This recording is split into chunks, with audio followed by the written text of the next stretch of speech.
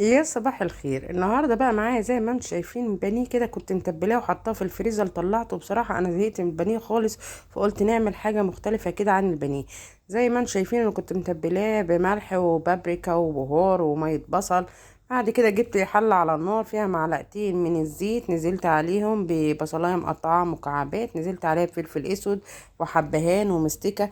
ابدا اشوحهم مع بعض لغايه المستكه ما تسيح كده مع الرز وتديله نكهه حلوه جدا. بعدين نزلت برز كده زي ما انتم شايفين، هقلبه كويس جدا لغايه ما تشوح تماما ويشرب من المستكه والحبهان والفلفل الاسمر من التوابل يعني.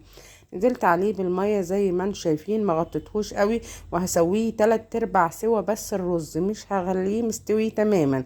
زي ما انتم شايفين هو كده استوى. هنبدأ بقى نقيمه من على النار ونسيبه يبرد، بعدين نجيب الفراخ. هنعمل فيها ايه بقى؟ الفراخ هنبدأ نحشيها زي الحمام الكذاب، هنحشي البانيه بالرز زي الحمام الكذاب عشان زهقنا من البانيه تماما. زي ما انتم شايفين ممكن تقفليها بخلة وممكن لا.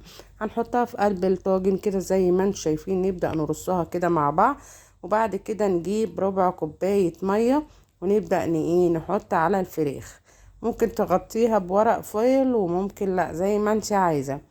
وبعد كده هتدخليها الفرن على درجة حرارة 200، يكون الفرن سخن عشان تستوي معانا بسرعة. بعد ما دخلت الفرن سيبها لغاية ما تستوي تمام، وبعدين نطلعها. معايا معلقة صلصة ومعلقة زيت، قلبتهم مع بعض على شوية فلفل اسود وشوية ملح.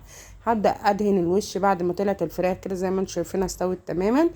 هندهنها كويس جدا وندخلها الفرن تحت الشوايه لغايه ما تاخد لون احمر وردي كده معانا، يبقى شكلها بالشكل اللي انت شايفاه ده. عايزه اقول لكم ريحتها فظيعه يا جماعه. ونقدمها مع شويه رز وشويه ملوخيه او بطاطس محمره. انا كان عندي شوربه عملت بيها شويه ملوخيه.